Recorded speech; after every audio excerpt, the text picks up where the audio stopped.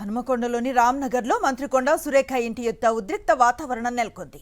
మధ్యాహ్న భోజన పథకాన్ని అక్షయ పాత్రకు అప్పగించడంపై సిఐటియు ఆధ్వర్యంలో మధ్యాహ్న భోజన పథకం కార్మికులు మంత్రి ఇంటి ఎదుట బైఠాయించి ఆందోళన చేపట్టారు. ఇందిరమ్మ రాజ్యంలో మధ్యాహ్న భోజన కార్మికులకు తీవ్ర అన్యాయం జరుగుతోందని ఆవేదన వ్యక్తం చేశారు. మంత్రి కొండా సురేఖ సాటి మహిళలు అని చూడకుండా పోలీసులను పెట్టి తమను అరెస్టు చేయటాన్ని తీవ్రంగా ఖండిస్తున్నామన్నారు కార్మికులు. మంత్రి కొండా సురేఖ తక్షణమే స్పందించి మధ్యాహ్న భోజన పథకాన్ని కార్మికుల సమస్యలను పరిష్కరించాలని డిమాండ్ చేశారు.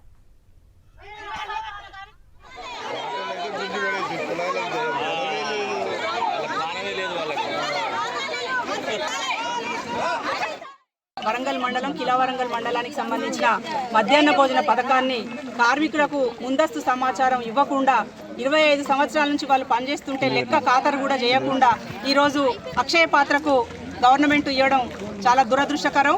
దీన్ని సిఐటియుగా తీవ్రంగా ఖండిస్తా ఉన్నాం. వెంటనే రద్దు చేయాలని చెప్పేసి కూడా డిమాండ్ చేస్తా ఉన్నాం.